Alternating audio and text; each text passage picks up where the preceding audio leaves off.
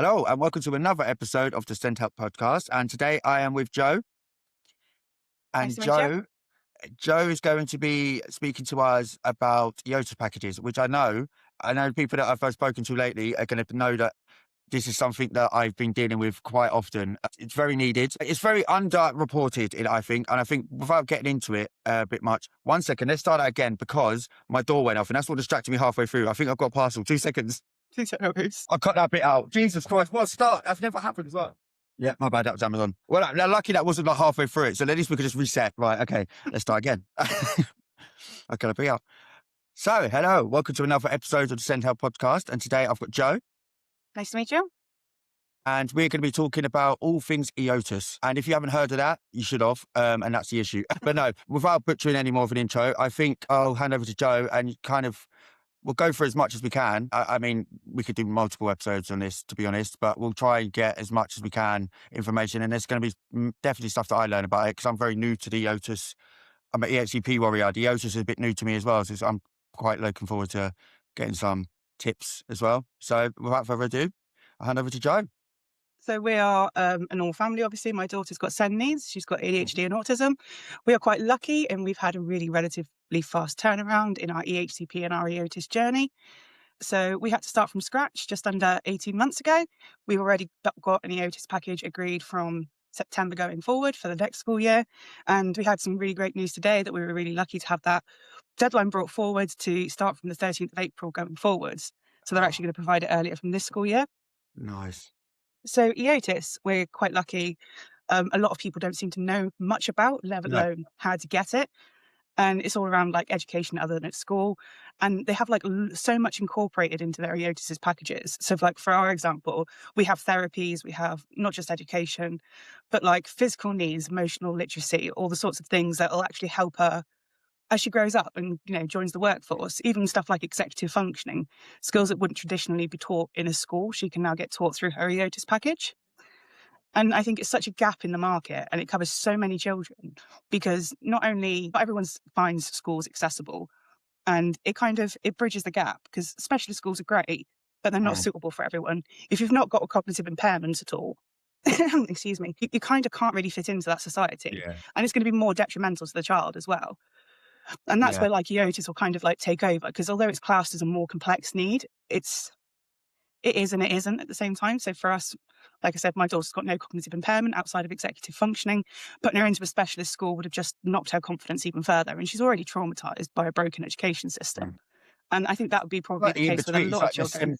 The send-betweeners, isn't it? It catches the send-betweeners perfectly, doesn't it? The people that are like caught in this middle bit about not wanting to go to, or not being able to go to a specialist school, or not wanting to because they're too switched on about embarrassment or whatever. So first question is, because the first to come out, do you need an EHCP to get one of these? Yes, you do need to have an EHCP to get an EOTAS package. Yeah. So that being said, this is a lot for the people that I speak to. This is a lot of the situations that you lot are in. So where you've got the HCP, something's not, and you're waiting for a school placement, or you're waiting and they've said, debating or fighting over schools or whether you're going to get in a part-time timetable. This is the perfect thing. And this is the thing that you should be getting access to. They're not going to tell you that, but this is why we've got Jo. But this is as amazing as it sounds. Honestly, it sounds like we're having a joke, but this is something that it should be offered to all of you lot in that situation. And it can be available as you're going through the EHCP process itself, which again isn't widely known about. So you can apply, like people can apply especially if their children have got EBSA and they're not able to attend school. The government's got a legal responsibility for education, so they can apply for a Section 19. This can put like alternative provisions in place way before an EHCP is ever finally drafted. Like for us in our example, we got a Section 19 approved. I think it was at the beginning of our EHCP journey. So we had access to all these alternative provisions whilst we were going through our 20-week wait and going through various drafts and going back and forth with deciding what the final details were going to be. But again, like I said, it's these sorts of things that people don't necessarily know about, and they don't make it well known for an obvious reason, because obviously it costs them a lot of money. Yeah. They're not cheap, but it's still doesn't mean that it's not a legal responsibility from the councils to be able to provide these to all these children with EBSA, which there is like a silent little epidemic going on with. Well, yeah, and I think as well, it's needed, isn't it? I think if you could see it as like an EOS package, but I see that as the progress for what actually all of the kids should do it. If you think about it if you've got access to everything and you could do a tailor between school, even if you had to put school 1 or 2 days a week, if you had parts on Mm. the table, 1 day to school, and then like, as you said, the support you don't get, so all of the, like the functional skills and stuff like that, then you've got like mentors, you've got like, if you, it's like building a package, but the thing that it does that I like is it's built around that child. So you're not going to be in a situation where at the school where you're in the wrong school or something like that because they would know that and that's what it's tailored for. Oh, completely, completely. So as part of our journey, we were really, really lucky in terms of our EHCP that I basically called and begged for every bit of help that I could get. So we had quite a comprehensive report from the specialist SEND service telling us around what would benefit my daughter and what provisions she would need before we even got like a Section 19 or an EHCP. So it helped them put things in place and show them that actually a full-time timetable isn't going to work in school. And these were the reasons why, because we tried everything and it didn't work. And we had it all documented, not just by the school, but by an outside department that was still linked to the local council and local authority. So therefore, they couldn't really deny Mm, it. And it's yeah. knowing these little ways to set yourself up that makes it difficult then for the local authority to be able to deny you access to these things. Mm. But So again, like I yeah, said, it's just as I knowing say, it. yeah, it's another, but this is even more so. So normally it is a bit of jumping through loopholes, but this is a very big loophole because they've hidden it so much that not a lot of parents that I speak to, they could be off school for, and this is what's sad. I speak to parents regularly. They've had kids at school off for like a year, and they still don't know. They've not even been offered or spoke about or know that that exists. And it's like, oh no, but it's unfair that they're not saying about it. So how would you? So from start to finish, so how would you go about if you first wanted to get an EOTAS package? What was the first step you need to take? So in terms of getting your EOTAS package, first thing you want to do is apply for a EHCP. Hmm. And I think this is probably, you need to make sure that you're setting yourself up for a win against the council. I mean, I know we're not supposed to view it that way, but it is very much a case of that's what it's got to be.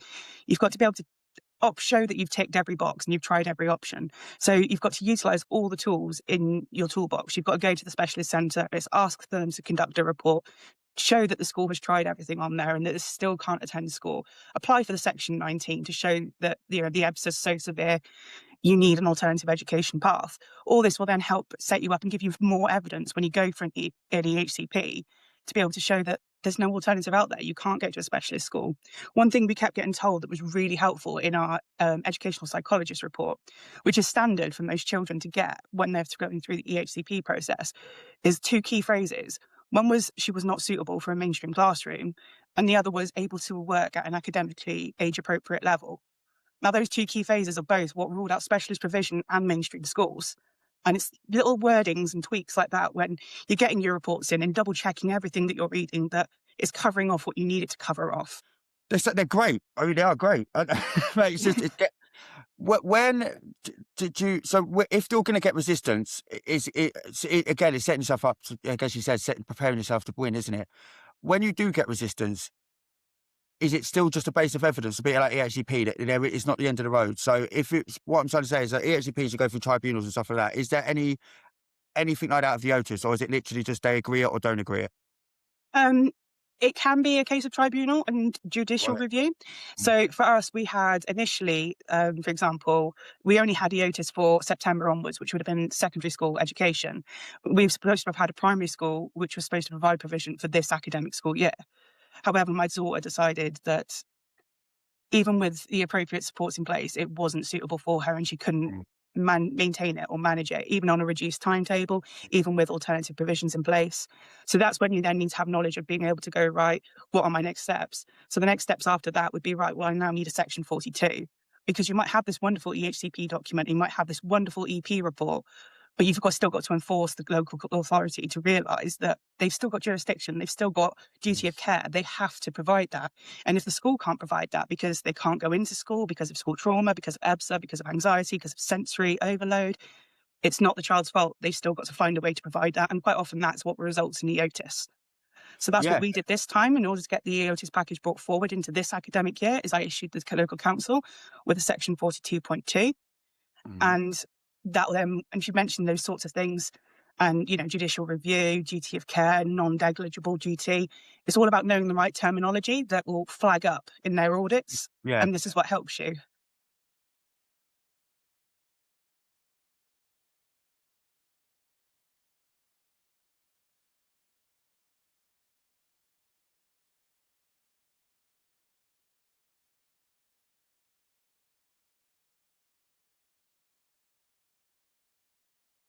Local authorities. The moment you have that EHCP document, schools can be named in section, I think it's section I, not quite sure. Schools can be named there, but the ultimate responsibility for delivering that package is all on the local authority. So if for any reason something's not being delivered in your section F, and it could be any number of provisions. For us, it was quite a large number. So we had quite a lot of substantial evidence, which has enabled us to bring it forward. But for other people, it might only be one or two items. It might just be emotional literacy. It might just be sensory circuits or something smaller. It doesn't matter how much it is, you can hold your local authority responsible to deliver that provision through section 42.2. And if that's got to be through an alternative provision, so be it. That's their responsibility to sort out. Yeah, because I was going to say, was it because of the budgets of the schools? But if it's the local authority, I just wanted to check that, then it shouldn't. It's budgets, but local authority need to do it. Don't they really? Because The way that why it would works typically when a school will manage a budget is the school will pay for it and then they will get reimbursed by the local authority. Because that was yeah, another thing that we encountered, was that we kept getting told we don't have enough funding yet. We don't have enough yeah, funding yet. And it's like, that's nice and all. I appreciate you that, but she still needs an education. She still needs yeah, somewhere to go. right. Yeah. So why would you? Because you'd think that in that situation that the schools would be very aware about an EOTAS package. Are we trying to push these kids into EOTAS packages instead of having them on the books at their school, not going into school? You'd think so, because even if they are on a reduced timetable like what we were, they still get bothered by the Yeah, EWO and the Educational Welfare Officer, sorry. So they still get a lot of hassle, even though theoretically our butts are covered. So you'd think it'd be of benefit of them to let people know, but I think it's such a bespoke and expensive thing that they really don't trying. want people to know about it, 'cause it's going to cost them a lot of money. I mean, Yeah, I'm quite happy to share that, we did a rough costing of my daughter's EOTAS package just for one school year. And, we're easily talking £90,000, if not more. And, that's granted a full-time package because of the significance of her trauma. But like, even if you're doing a part-time AP, that's still a few £1,000s each term quite easily. yeah. Do you think it's that? So is this the thing about the budgets in that though? They seem to like this money. This seems to get so expensive. I know it's a registered manager, like how much they're paying people, like the owners to get the people in, and how much they're paying them people to be in the house each week, and then how much the staff get paid. And you're like, there's a massive gap here. Do you think that they could? So if you wanted this to be more mainstream and obviously the cost, could they spread the cost? Does it need to be that expensive, or is it just because they're trying to niche it? If that makes sense. It's because they're trying to niche it. It's because there's not enough management going into these things. So many of these things are now provided by private companies because there's just no other way to do it. They have no centralized system to call upon. I mean, when I was a kid, I don't know how they managed to do it, because obviously I was a lot younger, but I went through CAMS. I had a psychiatrist. My psychiatrist decided I was no longer fit for school because I had, because I was neurodivergent, basically. Mm. And that was it. I got given a one-to-one tutor 9 hours a week, which, if they'd done that from the beginning, Mm. would have been a lot easier and a lot more cost effective. But these days you've got to go through EHCPs, you've got to go through tribunals. They don't just have these sorts of resources to hand anymore. So they've got No. to outsource it all. And that's where it all gets really crazily So expensive. yeah, because that's what I kind of see. Because if you're the only one that will take these people, as in I'm talking about when I was like the managing sort of thing, you can then charge whatever you want. So if there's no competition in the market, so if it's very, as I said, very specific, bespoke care that you're looking for, and there's only one or two people, they can charge whatever they want. And I can imagine that would be the issue as well, because the person that runs the company doesn't necessarily have to be the person on the floor delivering their work. They're just good at No. running the company. That's why they're running the business. You know what I'm saying? So the person on the floor might be amazing. It might be great. I might only be and again, getting paid £15 an hour, but you're having to pay God amount of thousands of pounds because that's what the company's charging. No, completely. And I've noticed a lot when I've done a lot of research into this, because obviously we've been out of school pretty much the whole time we've been going through this EHCP process, because our school educational trauma goes on a lot longer than our EHCP journey. But, you'll find that if you try and self-fund privately, they will quite often give you discounts. But because it's coming from the council, they do tend to push the prices up because they know that they can. Can't they? I suppose if anyone's going to got the purse strings for forever money, it's going to be seen as the council, isn't it? But Exactly. they do throw money at things. I mean, from my experience, they do throw money at things if they need to. So what I think what it started off as is not one of the responsibilities. So I imagine this might not be, this might be complete out of rubbish, but the way I see it from everything I've gone through my experience, I'd see it happen like this. It started as a thing that people thought, a bit like the HCPs, and I think what we're going to EOTAS is it started very small, and people underestimated how many people were going to need these services and how many people are going to need this support and need all of this. And it's just been a catch-up game since then. But then what happens is it blurs the. So like EHCPs, what's happening now? There was like godsend at the beginning, wasn't they?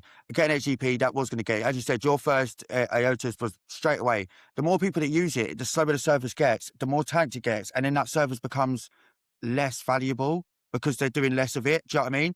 And I think what with the council, what they do is they don't want the responsibility of things failing.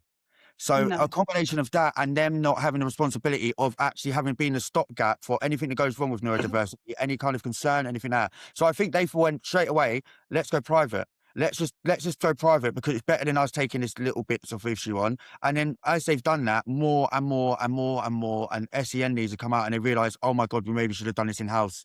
Like, because I think they underestimated it. They thought it was going to be paid off a couple of private service things and that'll be the odd kid. And it's not. It's again, the EOTAS packages, when people know about it, that'll be something that'll be saturated, I can imagine, because of the costing. They'll have to then come to the council, will have to pick it up and offer that anyway. No, completely. And I think what doesn't help is they obviously strict funding from schools. So they strict the school's abilities to be able to provide support, be able to provide one-to-ones. I mean, quite often early on in my daughter's education, what we used to hear on repeat was, we don't get the funding for your daughter to have that. Even if she was on the SEND register, even if she needed it, Mm. even in terms of things like fidget toys, basic accommodations, we don't get funding for that. She's not having it. But these things all added up, and now she's got educational trauma. And now it's obviously going to cost them a hell of a lot of money to fix it. Whereas if they'd provided basic support in the beginning, we probably wouldn't be in this situation. She could probably attend school. It's mad, isn't it? I've said this previously on podcasts before and stuff, but it makes me wonder the amount of money that they do. Well, as you said, they ended up costing themselves so much more money. Yeah, Hmm. the amount of times Excuse that me. they've got into their like. So I don't know how to really explain it. Like, so the amount of times that they've got themselves into trouble with budgets. It's, as you said, a fidget toy. So if can't they just like not include everything into the budget in the sense of if you're using that as an exterior, so a fidget toy that's on top, right? So when you do budgets, you allocate budgets, and the whole about is we need this much money for this, and you might get granted that. If you're not saying in them budgets we need this many much of fidget toys, they're not going to give it to you, and it's always going to be the expense. So are they still doing that instead of including it? And it seems like they are. Instead of including all these things that they're probably going to come across just in case they got kids in their class, they're waiting for the parent to come in and they're waiting for that. Here's, and it's an extra budget. It's an extra budget. It's an extra budget. Well, it shouldn't be a budget. It should be in your budget now. This should be something that's allocated to schools because it's only not in their budget because it's an extra expense. Not necessarily they've got no money. It's just that the money can't be allocated to that because it doesn't fit in any of the allocations. No, completely. I agree. And I think that they have had their budget stripped. Schools have had their budget stripped time and time again, and various governments have come through and gone. And I think maybe they've been put under pressure where even if they do, because obviously as soon as your child's on the SEND register, they do get a certain amount of budget extra for supporting that child. But they probably just don't have the resources to be able to go out and go, okay, right now we need to spend it on this, or we need to spend it on extra wobble cushions or whatever Yeah, accommodations it's needed. just wired back into the system to pay another debt somewhere else, and I think that's the issue, isn't it? Like, it's just a chain reaction of the budgets pulling each budget into another budget, isn't it? Like, and that does make you wonder. The ultimate question is, as you said, going through it, it costs you so much money. Again, go back onto that. How many parents don't go through that journey, and are they saving money? Because it's the amount of times that they go at the end of it, it's cost them a fortune. Why have they gone tribunal twice? Why have they done all this? You think they've cost a fortune? If they just got there in reception year one, none of this would have happened. But I think the deter tactic of how hard it is to get that support puts off more parents than go through, so it still saves them money. So even Oh, though no, they get the other completely. one going through, it saved them money because 10 didn't go through. Completely. They make it so convoluted and so difficult to get anywhere. I mean, I've literally been told by a Senko in a school that EOTAS is new and that it's something it's very difficult to get. It's not really known about. It's not really heard of. They literally lied to my face. And unfortunately for them, they didn't know that I had it as a child. So I know that it's not new. So Yeah. they do every trick in the book to try and put you off it. And even when you do start going through the section 19s and 42s, the EHCPs, it's such a convoluted process. It's so confusing. They will use every delay tactic in the book. And not only will they do that, they'll do it with a smile and make you think that they're helping you at the same time. Yeah, and that's And the this is where worst. parents need scripts and they need decoders to help them realize that actually when they say they're going to go gather evidence or they're going to go do something, they're not. They're just wasting time. They're just trying to buy time for themselves to take a bit longer and delay it a bit longer because that's a bit less money that they've got to spend. Yeah, yeah, and that's it, isn't it? And time and time again, these budgets again actually go into the money, so the kids become the money. I've seen that happen quite a lot as well. So in the school, And I don't know how to get away with it, but I spoke to multiple parents, not just the one, that the kid's not gone to school for like a year and a half. They haven't got an EOTAS package, but the school's still receiving full whack for like the one-to-one and everything else and all of the package there. So they're taking all the money. They're not offering it out to an EOTAS package or anything like that. And the kids are stuck there at home and they're got benefiting off the money. And it's still Yeah, saying you can't support the kid coming in. And you're like, that's like, it feels like a dirty tactic, doesn't it? To have a kid on the books that's not actually going to school, but you take his money, but then we'll say that you can't support him in the school. it is. And quite often they'll break rules as well, and they'll break the Mhm. laws, and they'll do things like unlawful suspension. So they'll ask you to pick them up early because they're having a meltdown. And there's so many things that you can kind of include when you put in your section 42.2 that you don't realise. So quite frequently we would get asked to pick my daughter up early, or we'd go to do a drop off and she wouldn't actually leave, and I'd have to bring her home with me because she was too distraught and too emotionally overwhelmed to stay. And those sorts of things are classed as an unlawful suspension. And it's all further evidence that the parents can use if they know how to, and if they know to get it in writing to Mm. support themselves later when they're going through the EHCP process and showing that they need this EOTAS package. Yeah, because it is. I've always said that. So is the law you don't actually have to pick up the kid then? You don't have to what, sorry? So if they ring you and do like a phone call, because a lot of parents get out, but I'll come get your kid. What's your law standing there? Can you just refuse? Because I mean, I wouldn't personally refuse, but I would say that I would want it in writing. So I wouldn't leave the premises until I've got it in writing, either an email or some right, sort of okay, documented paperwork to say that they're asking you to collect early because they can't meet a need or they can't cope with the child or something like that. okay, yeah, And that once makes you've sense. got enough Yeah, of that, it kind of shows as evidence then, like I said, and supports you in your journey ultimately. But it's all yeah. these little steps, because obviously when you're a parent, you're overwhelmed and you've got a child having a meltdown on you. You're not necessarily going to think in that moment, oh, I need to get that written down to No, cover especially when you're myself, picking them do up, you? you're stressed. You've just been at work or you've just been doing something else or you needed to do for ages. Now you've got to come back. That's the first thing you think. You don't think about getting it written down on a piece of paper in case you use it later on. But that's a very good, handy bit of advice, actually. I'm going to suggest that Mm. to everyone I speak to now about getting them to write it down every time they ring them. Because they do, and it becomes like a normal thing, doesn't it? And like it becomes like a running joke within like half an hour of getting home. Someone gets rang, oh, they've done this, and you just come back and get them, and you're just like, what was the point?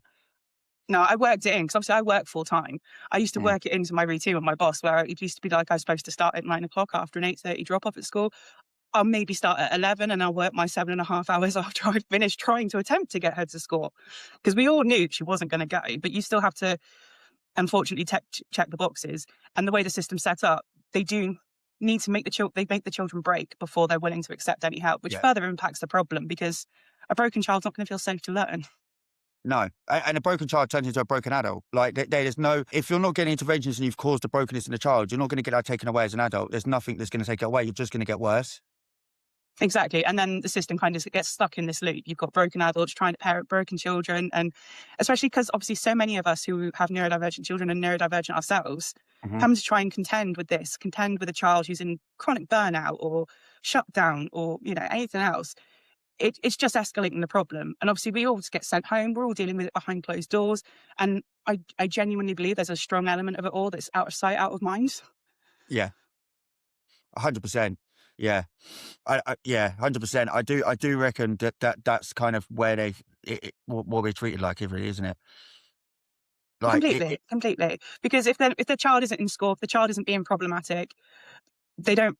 I don't want to say they don't care. Some professionals will care, obviously, but as far as they're concerned, you're not contributing towards their attendance factors.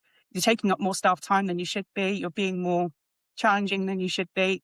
They just want to get rid of you.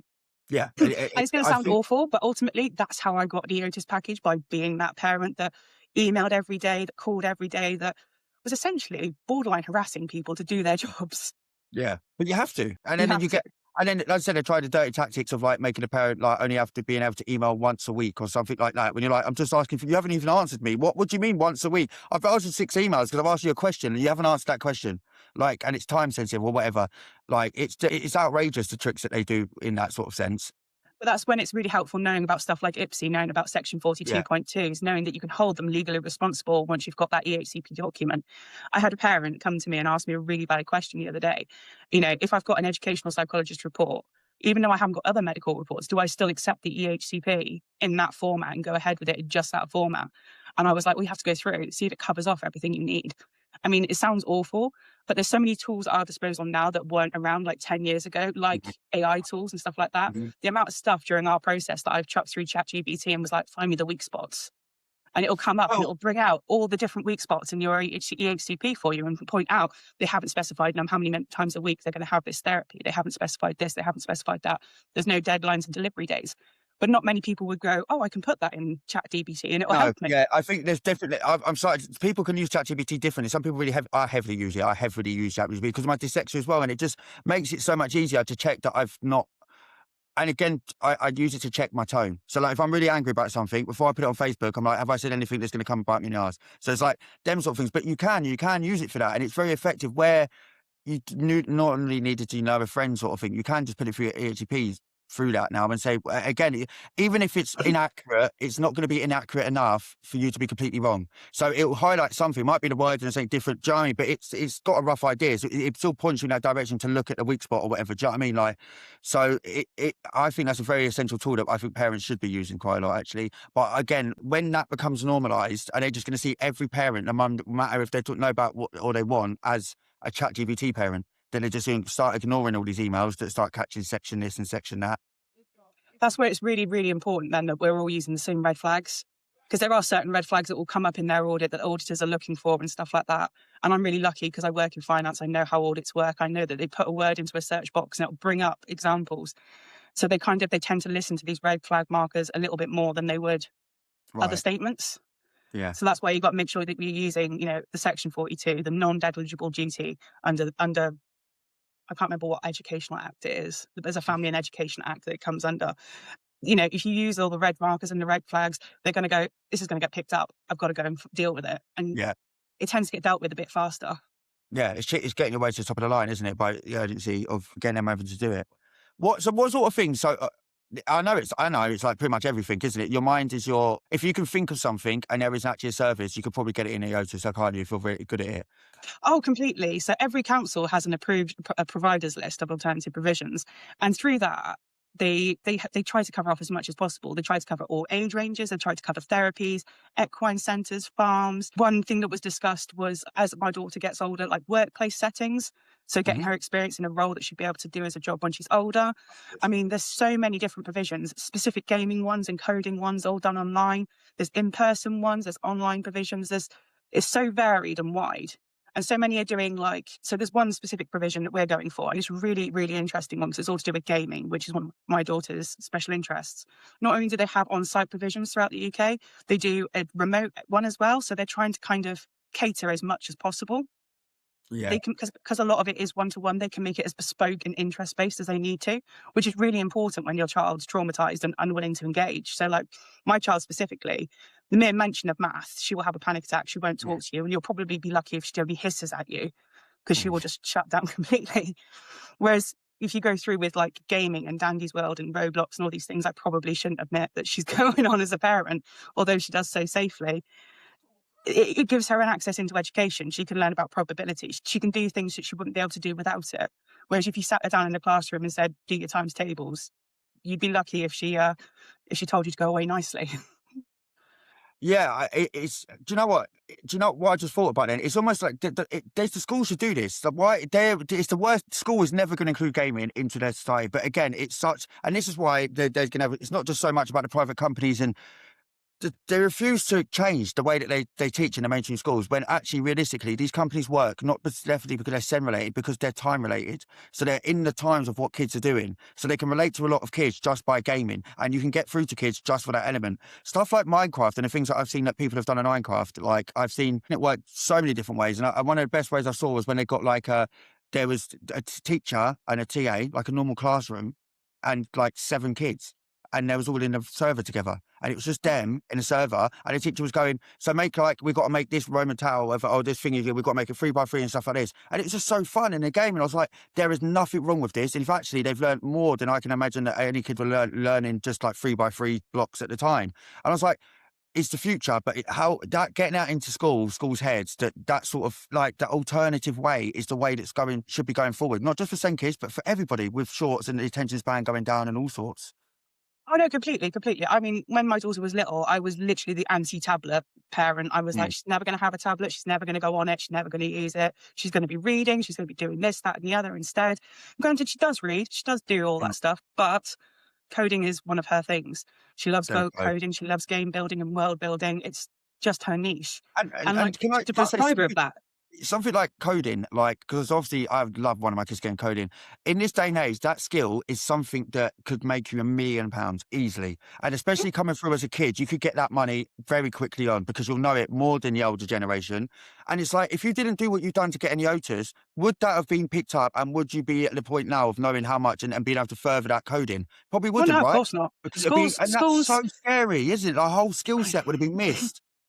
well, schools, when schools have done coding with her, or when she used to attend, it's very basic and it's very robotic. And even she would turn around to me and she'd be like, "Mum, it's rubbish. It's Mhm. boring. It's not what I want to do. I don't care if I can make a robot take 2 steps forward and 2 steps backwards and 2 steps to the left." She wants to get into the world building and finding glitches in games and things that are already built. And if there is a glitch in a game, she's going to find it, believe me, and find a way to take advantage of it. And it's a shame that they're not utilising it, because that is the way the world's going. The world is going with apps Yeah, and that's the data future. management and all these sorts of things. And it's an area, especially with children with autism, who benefit from pattern recognition, who are naturally gifted in this area, and utilising their skill set to set them up for success when they get older. It just seems like a waste of potential for To a slow lot them of down. It seems like slowing people. them down, doesn't it? Because I think as well, they know that these kids could probably come out there and smash it, and it just I think that makes them nervous. A kid going and learning coding and not going through school and getting a minute, because that's the lie that they've told everybody else, that you need to go through school to get success. So if some people start getting success outside of that, the school would then have to go, oh, maybe we don't need to do that anymore. Or like school's pointless. And it kind of takes out the factor in it. And in currency, if you've got kids younger making money, then then adults that are in professional jobs that are getting paid hardly any, then they're going to start going, hang on a minute, this ain't fair. And the whole economy just explodes. But all of this politics at the end of our kids, when they just have a different way of learning, is crazy, isn't it? Just to keep remaining stubborn in the way. As I said, it's not saying kids anymore. It's just the way the world's going. Alternative provisions are the way forward in the stage of education, I feel strongly, because they give the option of what you want to learn about, how would you do it, real life scenarios, even learning about tax. They don't learn about that in school. And even stuff like that, you could learn that in an alternative provision very Completely. lightly. Well, this is one of the arguments my daughter used to give regularly in the morning instead of going into school. What's the point of me being here? I'm not learning anything useful. Teach me how to do tax. Teach me how to budget. Teach me things that I'm going to use when I'm older. Don't sit me in a corner and expect me to learn, algebra, because that's not going to have any real life application to me. No, they're very rigid, aren't they, about the set ones as well. If you had like even you could probably do it within what it's in school already. But instead of having all the set subjects, why don't you just go, what ones you interest you? Pick three and we'll focus on them for the next 3 years. Yeah. But the Do you know what I problem mean? And is, do the other ones in the that's too background. individualized. They don't have the Yeah, capacity to be able to offer that. If they need smaller class sizes, which obviously they can't afford, they need more funding from the government to be able to put in a higher student to staff ratio and things like that. Even if they kept the large classes, they need more people present in the classes for safeguarding and things. But they haven't got the funding to do that. So they tend to go, no, here's a standard package. We're all going to fit into a nice little square shaped yeah. box. They've got to start. There has to be a budge because their diagnoses are not going anywhere, and as I said, the problem isn't going to go anywhere. So they're going to have to deal with it at some point. So these shortages are going to either be a real issue in a sense of like there's going to be so many kids out of school just regularly because of there's going to be no teachers, because teachers either left because of the stress, or the ones who've had to leave for the SEN kids. The deficit on kids coming through the school and now having to be helped by their parents in adult life because they've not had anything help. It's just going to be absolute anarchy. I can't see how they're not going to put money into schools, or how they can Especially get when you away with consider saying they things like can't. you pointed out. If they made coding and all these things standard practices in school, there'd be Yeah. a lot less people on, growing up on benefits or growing up with Mhm. less prospects, because they would have a prospect. They would have a job they could be able to do once they finished education. And it's much And like my daughter now. She might not do traditional qualifications, but she can work towards Duke of Edinburgh. She can work towards an arts award. She can work towards skill sets that she'll be able to use and get a job with, which is yeah. far more beneficial to her than a GCSE. Well, I would say something like coding as well in a generation to when she gets older as well.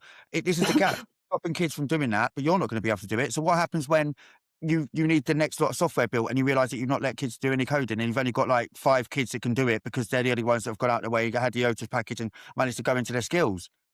Exactly, because but normally children wouldn't be able to get into that until university, or Yeah, much later, unless they've got a parent who can, benefit it.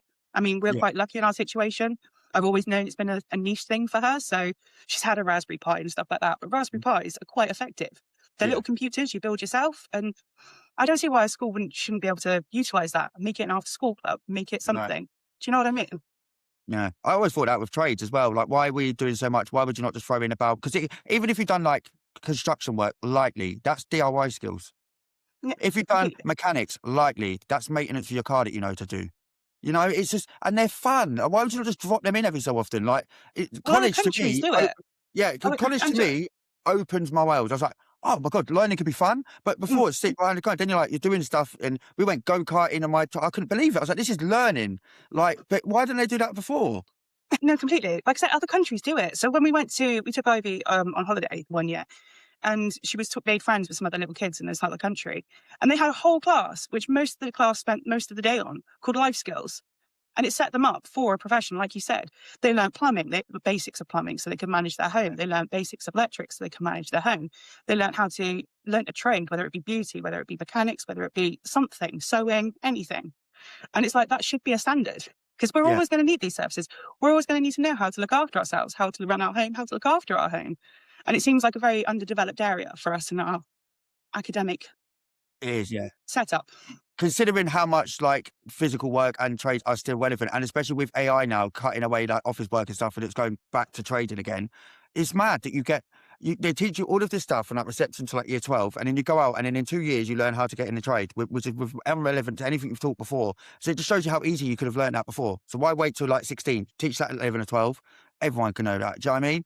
It's just it's but again, without being a conspiracy theorist, it does seem deliberate and it's effective to what they're doing and slowing it down, isn't it? And making sure that it is as long as possible to keep kids in one contained place instead of them varying off and doing random things that they can't control and learning this thing, learning that thing. And also parents, because parents need to go to work. So you know where parents are because parents work for the government. But if you're not working because you can't have, because your kids are not there, it's just another thing, isn't it? Like that they're trying to, it just sounds deliberate. It's just a cycle that it seems like there's so many opportunities where they could come in and say, we'll just do this or we will put this in, but they're not doing it.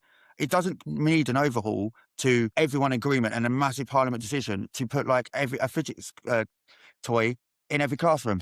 Like it's simple stuff like that. It's like, why is this the process? As you said about delay tactics, it just seems what it's like. Yeah, we'll listen right when we need to at the last minute. We'll put the things in at the last minute when we really have to. Like, it's just, it's horrible.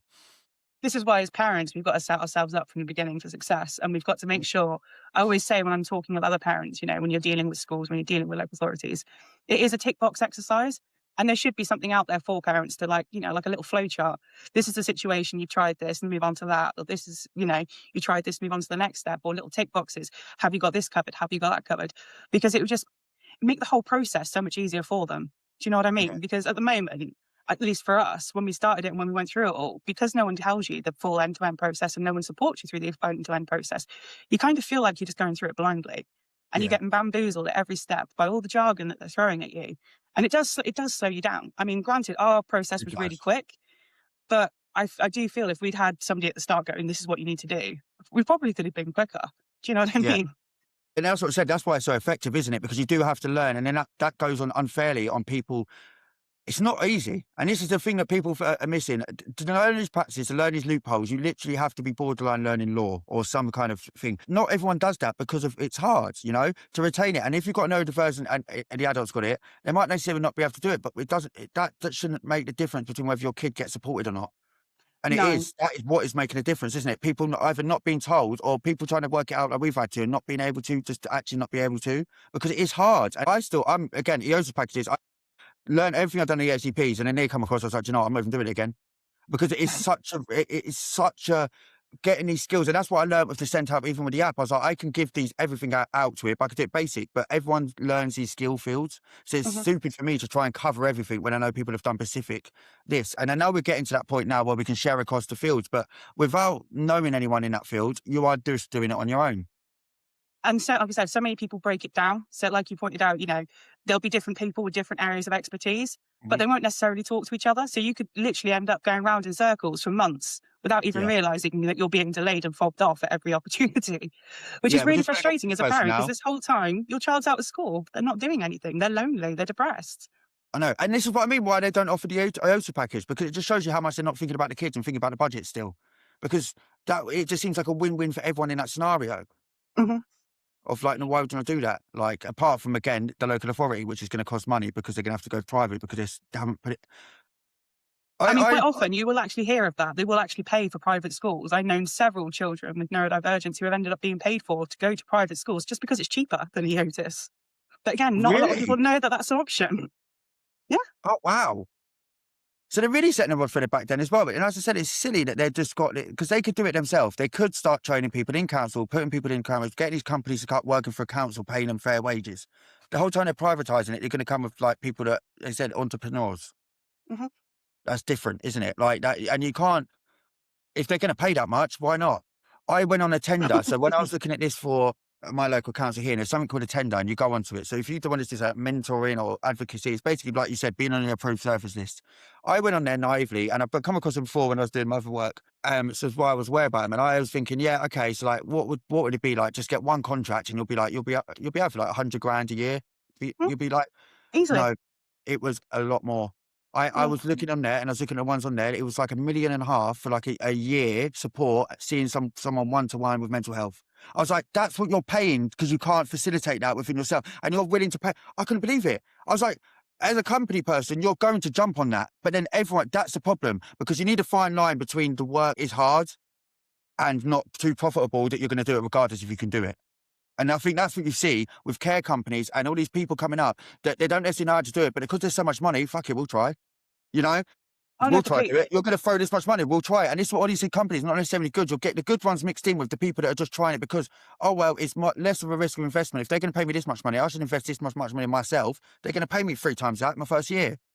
And it's not just that. People, I think, because they know it's a niche area, they jump on it. And because something's niche, that automatically puts the price up.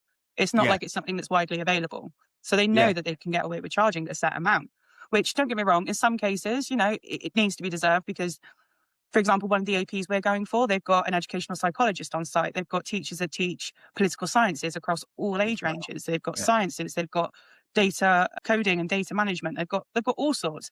So that's why they can be as bespoke as they are and why they tend to be a little bit more pricey than some of the cheaper options where you've Yes. got maybe groups of 4 to 6 children because you've got a different staff ratio there. It's not 1-to-1, whereas the more bespoke packages tend to be more 1-to-1.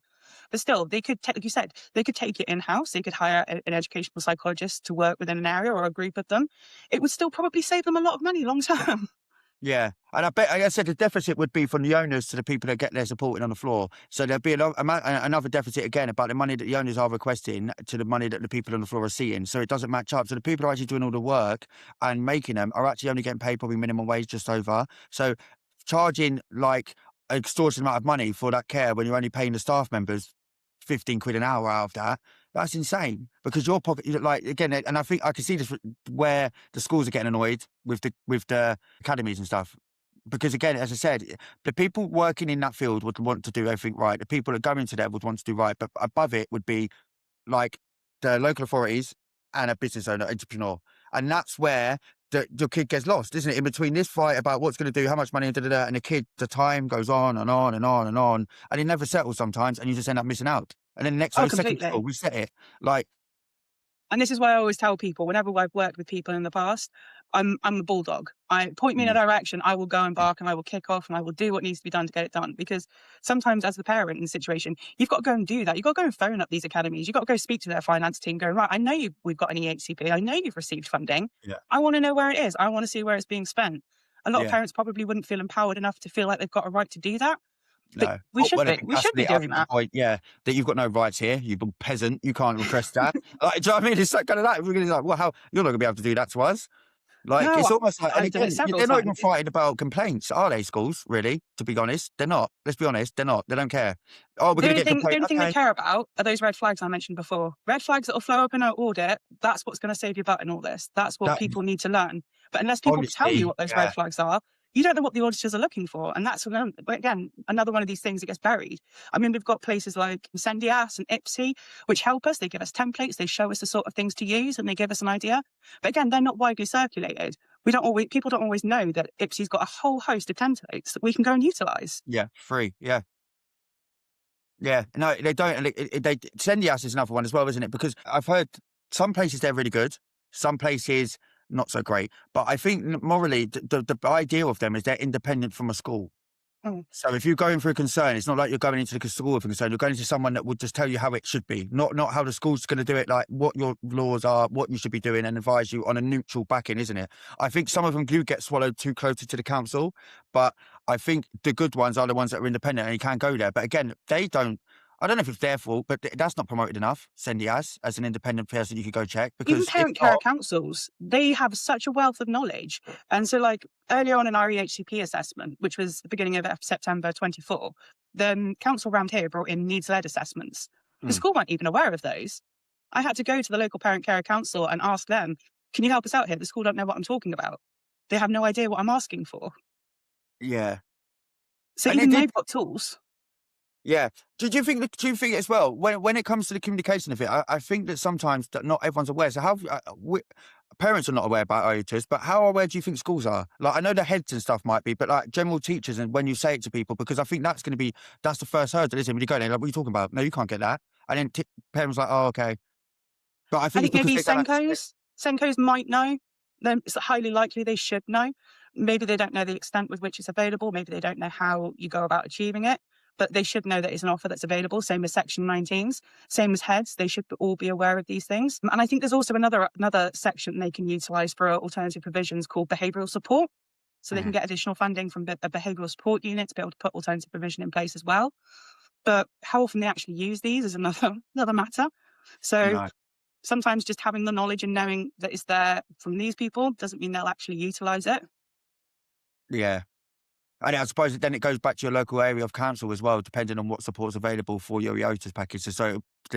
Depending on where you are, you might be Yeah. offered the world. Like over here in Kent, they're quite very high up compared to where I speak to people in certain areas. So I imagine that Kent's got quite a varied EOTAS package that you could do, because there'll be lots of companies around there. But somewhere up north that's a bit more country, they won't have that. No, well, we moved from moved counties specifically because I knew she was going to end up on an EOTAS package. I knew her school Right. trauma was too significant. So I purposely picked a county that I knew would best suit us. Now, it might be a bit of a drastic measure, but long term and for her mental health, it made sense to do that. Sense, yeah. It's another extreme we have to go for. But if again, ultimately, if it works, you can't really put a price on that, can you? Really, if you've gone and you've got the EOTAS package and she's thriving. Exactly, exactly. I mean, where we were before, she was so upset and so distraught. She was, you know, talking about things that no child should be talking about. Whereas now she's accepting who she is, she's unmasking, she's happier. I mean, granted, she'd be happier if she was more social and in school, Yeah. but it's a work in progress. We start, next month, so we're getting there. But again, like I said, it's knowing these sorts of things, and it's knowing how to find out these sorts of things. So it's knowing how to find out which councils are better known for their SEND Yeah. policies and practices and which ones aren't.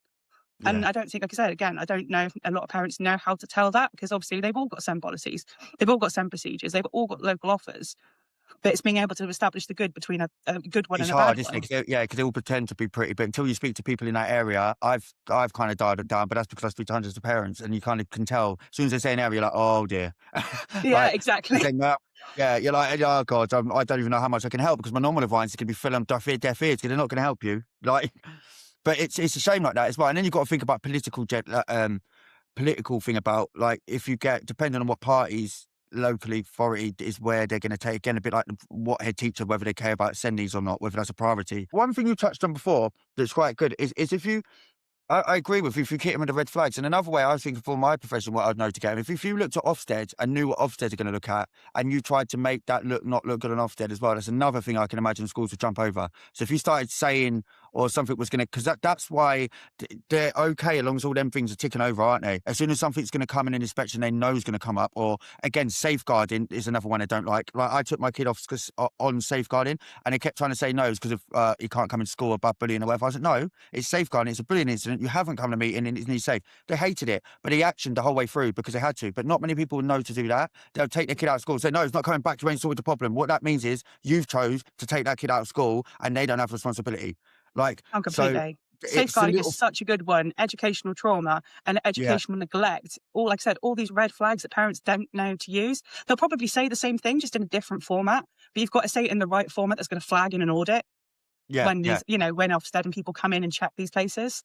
Yeah, yeah, it does. You've got to put the fear into it, isn't it? And again, it's a shame, but would really be a really effective way of getting through to them, rather than just oh, you need to do this. It's your duty of care, da da da. Because they're out on the deaf ears. If you like put it to a point that's going to cause a problem for them in an inspection, or going to get signed off somewhere else, then that's going to be problematic, because they don't want that. And the worst thing the school wants, especially, is external pressure.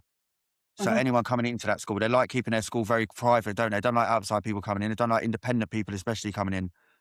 This is why it's really good if you can get people like parent care councils, SENDhelp, EBSA on site. If you've got someone you're working with there, it's always really helpful to CC them in. I mean, not so much with the school we worked with last time, but the first school that we had issues with specifically, they were really, really terrible. So I made sure that I had SENDhelp CC'd in on everything. And the fact that they knew that there was another pair of eyes seeing every single response that went through, That's good. that saw the SARS request, that saw the Section 19, that saw everything, it gets their back up then because they know that they're being monitored. They've got to do it. They've got to do something. Yeah, yeah, yeah. And they don't like it, and there's nothing they can do about it. But it's the only bit of satisfaction you'll get, isn't it, when they get that? And it's almost like they make you feel bad for doing it. And you're like, well, if you'd done anything properly throughout the point, we wouldn't be at this point. Like you're literally just telling me no the whole way through, and it's not a problem, not an issue. And now that you've had to do something, someone else is coming in. Now you're kind of making it like I'm a job's worth. Well, Like, I don't think any SEND parent starts the process thinking I'm going to be a pit bull. I'm going to be that parent. I think we all want to be the nice parent. We all want just what's best for our kids at the end of the day. But it's the system, the way the system's set up, it makes us be that parent. And the only yeah, way we're going to get results, unfortunately, is by being that parent. I know during our process, the educational psychologist actually said to me at one point, because I was saying about how long we've been fighting for, and she was like, oh, I hate that. I hate that parents feel that they've got to fight because it's not a fight. And I'm like, but it yeah. is. It really Wow. is a fight. Oh my God. That just shows you, is it, them off comments, and you're like, that's so much more detrimental than you meant. Like, Yeah. that reveals so much more character than you was expecting. But now I just know that you don't get it at all. Um, I mean, fair play to her. She produced a really fantastic report for us. So we were really, really lucky. But it's just like, if you were on this side of the picket fence, if you knew what it was like just getting this far, you'd realize it's a fight from day one. It's a fight just being recognized for a diagnosis, never yeah. mind the EHCP, the EOTAS, every step along the way, getting it enforced. I mean, for so many months, I held on to that when I get any EHCP for my daughter, that would be it. That was the magic flag. But it's not. It might be a wonderful, brilliant document. It might look fantastic, but you've then got to enforce it, which is a whole separate battle Well, yeah, that it's people like, often don't talk about. no, and it's, do you know what it's like? It's like, to use weird analogy, it's like, you know, like when you go to family court about over custody of kids, right? And the court could go, the father or the mother needs to see them every other weekend. And you think, oh, we're great, we've got there. The judge has said that. You get out of it, nothing changes. And they're like, nope, you're not seeing them still. And you're like, what? And then you realise, do you have to go through the whole process again to get to points and bring it back to the HCP, go through the process again, put that put in, make sure it's implemented, get any changes put in. And there's still a chance of how many times you're going to do that before anything actually legally happens. The whole time that happens, time goes on. Exactly. It's more So delay you don't need tactics. it in the It's end. more Yeah. delay tactics. Yeah, and as I said, and you don't need it at the end. At the end of it, you go, kid's 16 now. I started this when she was born. Like, what are you talking about? Like, Exactly. But exactly, that's the I'll whole just go get it process. myself now. I don't need you. Yeah, But that's where you said you come back to the red flags again. That's why it's so important to have these red flags in there, because it's what stops it. You know, yeah, threatening judicial review. Some councils would be more responsive to it than others. But it's going to cost them a lot of money at the end of the day to yeah. go through these judicial reviews every time. Because if, Mm. you know, the more times they lose, the more they got to pay. Because it's not just their costs they're going to be paying, it's your legal costs they're going to be paying as well. And No, it's that's even it. known to submit those sorts of, because when you go through judicial review, you obviously most people have a solicitor, they won't represent themselves. But there's Yeah, several claim forms that you can file under that. One is for your legal costs. One is for educational in the interim to cover that out so that your child's not out of education whilst you're going through a judicial review. And then there's the judicial review itself. so it's a lot, is it? So can you get? So do you say that you can get support while you're going through the Yeah. tribunal? So when you're going through not tribunal, judicial review. Oh, just review, right? Yeah, So after you've got an EHCP, if it's not being enforced and you have to do a section 42.2 and you've got to go through judicial review, there's a claim form that you can submit alongside your judicial review, which will hold the council responsible to provide an education in the interim while the judicial review is going on. It wow. might not be as good as it should be. It might not be the full EOTAS package, but they're still going to be Still, that's great. viable. Yeah. Yeah. Again, I See, say I it's never knew stuff that that. people don't know. Yeah, I And I never knew only that know at because all. I've been threatening it recently. Yeah. Oh wow. Yeah, because it makes sense in that they should do that, and that's a really nice thing that they would do. But not that they're not offering out, but that would I'm not going to help. mention the section forms because I fear I get them wrong, but I've got them all in my notes because, you know, Yeah. they all went in the threat to the council because I was like, you need to provide something. She's having nothing currently. She needs something. Yeah. And like I say, it's knowing these things to be able to ask for them because a lot of the time, parents just don't know they're there. No, they don't know that, and they don't know what to count of evidence. And I think when you've got multiple children as well, especially, it's so hard to know to save everything, like, and get everything written down because it's so time consuming. You want to do something quick, you might have something else to go to. So get everything written down, and they're being reluctant to do it at the first time. It's just hard work, isn't it? And knowing to not make sure that you get mugged off is a minefield in itself. Oh, no, completely. I mean, so many, for so long, my Sunday evenings comprised of creating trackers, creating checklists of things that I needed to do, people I needed to chase up, things I needed to monitor, her sleep, her eating, her meltdowns, whether her meds had worked and what time she'd taken her meds. It is a lot of admin that goes into it at the end of the day. And it's overwhelming, especially if you're a parent that's working, I mean, Yeah. if you're not working, it's bad enough. But if you're working as well and you're trying to maintain a full-time job and all this additional Yeah, I don't know. legwork that you've I got to don't know do. how people are doing it. I honestly, I took down the job straight away. I was like, I'm not doing this. I'm not fit to do both. My brain cannot take both of this. But yeah, no, it must be an absolute minefield, especially when you because it's also the appointments as well. When you've got work and that pressure and the finance attached to it, that's an extra stress that people don't talk about. That yes, that parents do come off and do come out of work, but what does that mean for them? Like, what? No one asks, what was you doing before? As in, like, these are professionals. Some of these parents, they're not just regular parents. I think people get confused with. There's like people that have obviously the kids are so severe that they've never been able to work. And there's a difference between people that have been at work and had to come down for little behaviour. So people that have not been able to work will have kids maybe non-verbal, very challenging, have to be there all the time. So you know that, setting up to it. These kids have just got ADHD diagnosis, want a diagnosis, and their parents are having to come off work because of that. Like, Yeah. it literally starts as just getting a diagnosis. And by the end of the diagnosis, they've got mental health and now they can't go back to school. Like, I and know, then now and I'm then out trying of to work. manage it, because I don't know if it'll be the same for everybody, but certainly in our previous experience with other schools, they'd expect me to be able to work full time and provide the education that they're supposed to be providing, sending Oh, yeah. books home and going, right, you should be getting her to do maths and English and this, that, and the other. And I'm like, no, I'm doing my job I'm getting paid for. I'm making sure we've got a roof over our head and food in our tummies and everything that They we email need. you. So I don't know if it's every school, but the schools that I've kind of been coming in contact with for my kids, the emails are ridiculous. Mhm. Why are you sending 8 emails during the day? And I said, if you are working, do you really want me to respond or be able to keep an eye on each one to know that one important one that I've missed? Yeah, it's Like, it's it's been like really 6 generic ones, challenging. one important one, I forgot it. Now it's not on his trip. I don't mean, it's like, why is it? It's just crazy that, again, the expectation that I think, again, that old way of thinking that parents, especially with the challenging kids, would be at home and not work. It's a bad stereotype. It's not true. A lot of these people, again, unless your kid is severe, have not chosen to come away from a job because that comes with more finance than any benefit's going to give you. So as much as they want to say you want to sit on benefits, their job paid more than that. Oh, And they didn't massively. have to see their kids. So they got away from their kid. They got the break. They got new friends. They got to socialise and got paid more. And you're saying that they wanted to sit at home with their kid on benefits? No. No, because you can't afford to do anything then. Like No. we've been really, really fortunate. I've been able to get like a private neurodivergent coach to help me set up and stuff when my daughter was younger. I never would have been able to afford that on benefits. I would have been using the same out the box tactics that Exactly. most other people get given. And to be honest, half the time that doesn't work, especially No. when you've got someone who's got autism and ADHD. So you're trying to counterbalance the two diagnoses. Yeah. Yeah. Yeah, it's sort of the things we have to go through as parents. It's obviously shocking, isn't it? But I'm glad that there is things out there like the EOTAS package, even if it is they're trying to hide it. Because everyone that I've spoken to that has been on one, the kid is thriving. Is that the kid to take case for you as well? Oh no, well, we'll When you find out. She's only when you got one start, AP at place at the moment, but it's going right. really, really well. But the way I look at it is a lot of people will say to me, aren't you worried about her not being in school and stuff like that? And I'll always say to them, why would I be worried? I had EOTAS for maybe the last academic school year that I was in school to do GCSEs. In 9 months, I caught up all my secondary education. And, Yeah, that's a lot for any child. So if I can do that in a year, she'll be fine. She's 10. She's got years ahead of her to catch up on the 18 months that she's missed, to focus on the studies that she wants to get to. It does so much more for them and for their confidence and for their skill set as a whole, because it's not just focusing on maths and English and things that have no real life application. It's focusing on skills that she will actually use and will get to use and need.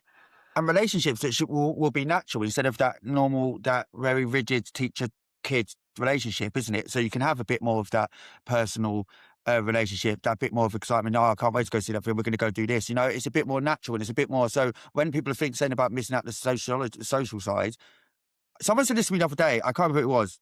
I hope it wasn't you. Before I say your own quote back to me, but someone said if you actually, they say they don't on about socialising in school, but if you added up the time that you're actually allowed to socialise in school, it's actually less than you'll be at home. So but the argument is that you take the kids out homeschooling and then they stop socialising. When necessarily they might actually be online and playing with their mates. When you go to school, you are told to be quiet every single second up until playtime. So if you have to 15 minutes and the 45 minutes, you've got an hour a day in school they're allowed to talk.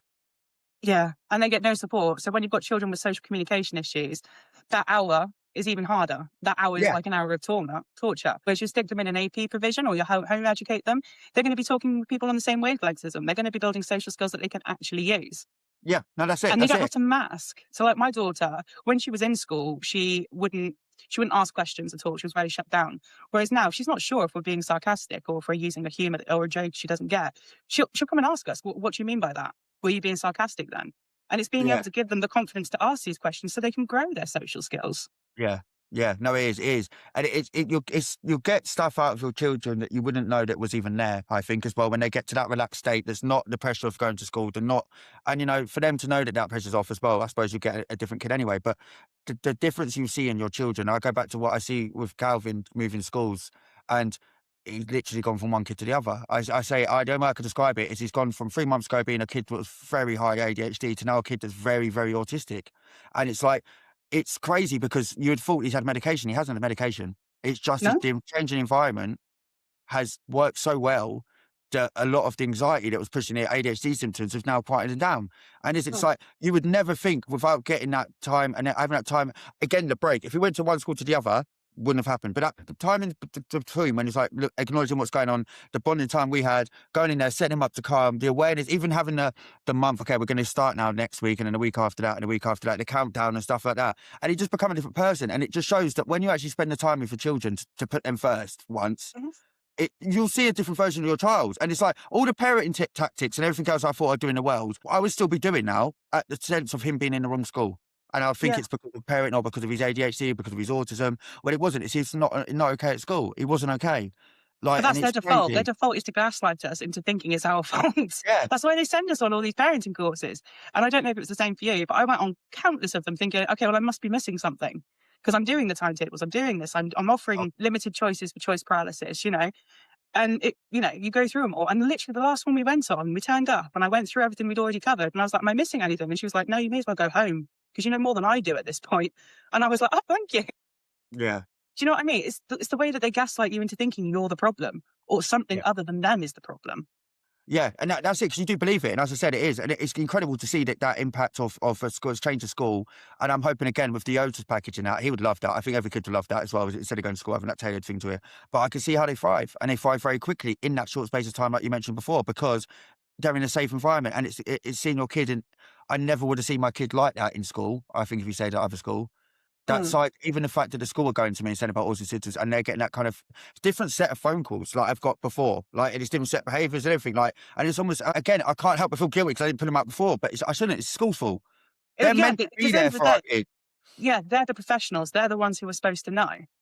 We Yeah, don't know. We're the parents. We go into this blindly. We know something might not be quite right. We know something might be different. We know they might not be responding in the way that we'd expect them to. But ultimately, we get told by the GP it's the school's responsibility to lead us.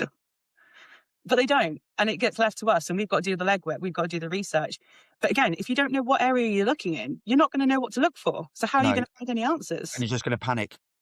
Just being panic and constantly. I remember I even had that, like, it's dropped off now, but that email anxiety when you know you're fighting so for the email and you get the email back, I don't want to read it because I don't know what they're going to say to piss me off and I don't know where it's going to go. Like, because it's not going to be what you want in that email. So you're like, you do this thing fighting for it, like, yeah, finally get it back, and you get the email back, you're like, oh, I don't want to read it. See, we're the other way around. I said to my partner, now that we've got all this in place, I was like, what am I going to have to fight now? It's like, I've got nothing left to fight. It's all Oh taken yeah, care of. And even that in itself, you're kind of like, oh, I'm a bit scared now. I've got no pushback, which is why then, like I said to you, it's become more important to me now to kind of help other people because yeah, it doesn't need no, to be this traumatic. It doesn't need to be that bad. I mean, it was that no, bad for, well, I say it was bad for us. It wasn't as bad as it could have been, but it took us as long as it did because I had to learn along the way. And now I'm like, right, well, if I can help someone else not to have to go through that, I can share a little bit of knowledge of things that have worked, things that have enabled us to do yeah. it in the short period of time that we've managed to do it in, then why wouldn't you? Do you know what I mean? No, and I think it's good, and I think actually that's a good time to wrap it up on. As to be fair, and I think actually it's been really really good to have this conversation. I haven't had a conversation like this about EOTAS and what is there, and I expect that this is going to bring on more questions in the sense of would you be up to? Oh, that bit of thing is, yeah, this would be really nice to have on my app if we done like a tailored thing. I think I've spoken about this before, isn't it? Like everything you just said then, like in a one video about like what section 49 is and stuff like that, all of that, what that means, what to do, the stuff like that. If you're up for that, I think again, if that's something you want to do, help the parents, that would be absolute amazing. No, no, I'm happy to. Like I said, the more we can help, the more people that saves having to go through it all and learning the hard way, because it could potentially speed up the process and give less kids trauma. So that's Do you the know, important thing. a lot of people when I tell them about it are fuming because Mm. they didn't have any idea, and their kid's been off for so much longer, and they're actually, and fairly so, that they've been asking for these things as well, and that's what gets you when they're asking, oh, I need a tutor, or someone needs to come to the house, they can't get into school, and they're like, no, I can't do that, can't afford it, no budget, and you think the EO just does all of that within like that, and you're like, Even if they're on a reduced timetable and they're going 2 days a week, get a Section 19. You've still got 3 days a week that you're not getting education for that they should be getting education for. yeah, and if without just using that Section 19, what they get come across is, well, yeah, no, but we can't support that. No, Well, I know, it's meant and to that's the be, thing. it's led as a gradual support back in, isn't it? So the kid's behaviour gets put out, and we'll graduate you back in, so we don't need to put the Section 19 or put any support in, because you're meant to be coming back. When realistically, they never come back, and that's just them keeping them, And as you said, outside. not just that, going back, there's a whole level of anxiety. This could Oh, prevent yeah. utilising it could prevent a level of anxiety going back because they're not going to be behind other children. They're going to be on a par. They're not missing out on those 3 days of education. So they're going to have done the maths project. They're going to have done the English How project. funny would it be if these kids come back after the EOTAS packages and come back advanced? And what are they going to say then? Like they're like 2 years ahead of their peers, and you're like, yeah, because it could happen, because that one-to-one and that doing it, and if you're playing catch-up work, you might actually end up the other end of it, and then end up in school, you've got 30 other kids, it's not tailored one-to-one, you don't know, the kids might be talking or whatever. Like, you've got all that information in your head, you might come in there flying. Exactly. There's benefits to it. Like I said, doing these things at the right time ultimately would save the council's money as well. So there's the trauma, there's so much that could be saved by people just knowing about this stuff. It's silly Yeah. not to utilise it and share it with people. Yeah, no, I think it's brilliant. And I think, yeah, I hope it helps someone, at least someone question. I think it will. I think it's going to do a lot of people. I'm going to follow this up with a rant as well about it, because why is this not offered? Again, I wish that you could, from my perspective, I know you've gone through it as well, like that. It's hard because there is hundreds, I'm not even being dramatic. I've spoken to hundreds of people that I could have, the longer I've done this for, like last year, I've got more aware of it. So I've been able to give more and more information about it. I won't give the overall information like you are, because I don't know exactly the procedures. I say it exists. You need an HCP. I normally signpost to someone to go through the rest of it. But it needs to, it's just sad to think that that's not offered. And I can't go over it. I keep mentioning it, and it's a thing. And when people realise what it is that you get, it's so sad that these parents are struggling.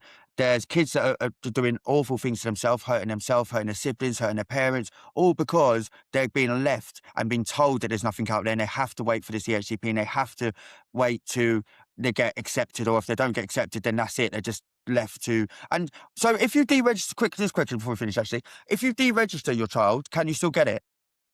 Theoretically, yes, but I wouldn't recommend it. I feel like Would it it's be okay? better to So do it she when you've still got a has to be in school the school. Yeah. registered. That's the option I chose to take. I mean, my child was technically home educated when we moved to where we are currently. So she returned from home education to formal education because I felt that was the best route for us to get the outcome that we Mhm. wanted. But you can theoretically do it whilst you're home educating, like you can apply for an EHCP whilst home educating. So yeah. Oh, fair enough. Yeah. Okay. But as I said, mainly this is for the people that are really in the situations where they've come out of school, the kids not coping, they've got really, and that's just gone on for longer and longer and longer. That's ideal for them people stuck in that kind of middle ground. Yeah. I mean, with overall, then I'd say I think overall, from this overall message, I think we should start pushing it where we should be demanding they should start coming to the light, really. They should start becoming a tool that we're utilising a lot more. EOTAS should be made, it should be awareness of it. There definitely should be awareness of it. There's so many, like you call them, send-betweeners, where there is Mhm. no cognitive impairment. They can't go to special school. They can't fit into mainstream school. They're just left wandering. Like I was left wandering. I dropped out of school when I was 12. I didn't get nothing until I was 15. So I was 3 years just running around being an idiot, basically, Yeah. like all teenagers are. Well, not all teenagers are, but do you know what I mean? Well, but yeah. And all this time, it can prevent children going through that. You can get these things, you can get things in place, and they're all time restricted as well. So much like an EHCP, you apply, they've got 20 weeks to give you a response. Section 19, they've got 5 working days to put something in place. Doesn't mean Jesus. you're necessarily going to have it within that 19 days, but you will have a plan in those 5 days to get that Section 19 in place. Same with the Section 42. They're all time limited, so it puts pressure on them. You know that you're not going to be sat there forever more kind of Yeah. pulling your hair out, not knowing where to go or what to do. Yeah. And they care about them. For some reason, they don't care about much, but time limits and time constraints, they seem to keep they've got delay tactics to get in the middle of it, but especially EHCP and stuff, when the time frame's on, it's very rigid, isn't it? It does, and it helps us as parents as well because it gives us a Yeah. light at the end of the tunnel. Because people do gaslight us at the end of the day. They make us think we're going crazy in this process. So it's nice for us to be able to say, right, I can chase them up at this point. I can do something at this point. It empowers us to be able to to fight for And ourselves. know that you're not taking a mick, isn't it? Like, oh, how long do I wait till the email? How long do I harassing? It's like, well, no, it's been pressure threshold. Now I'm entitled to say this. Yeah, no, completely, completely. And then, like I said, that's when it goes back to AI tools. You can then use your AI tools to kind of check what you're saying and make sure you're using the right tone, make sure you're getting the red flags in there, make sure you're highlighting what you need to highlight. There's so much we can use that, just like I said, people just don't know about. But if we can help them have access to it, then bonus. Yeah, no, that'd be great, actually. Yeah, no. That was good. I think that was amazing. And thank you for having your coming on and your time. And I think, well, and for your knowledge as well, especially for your knowledge on all of this, because again, that's just a few things that I've picked up off this. And it's just annoying that not everyone knows it, as I said, but it's great that you do. I'm really happy, obviously, we come across each other. And I think that this probably would be the start of something more specific on the EOTAS that's going to deliberately go out there, isn't it? Like, I hope. And I think that's going to be great. But yeah, thank you for coming on. And I think it's been really nice. Been great. Awesome. Thank you for having me. That's all right.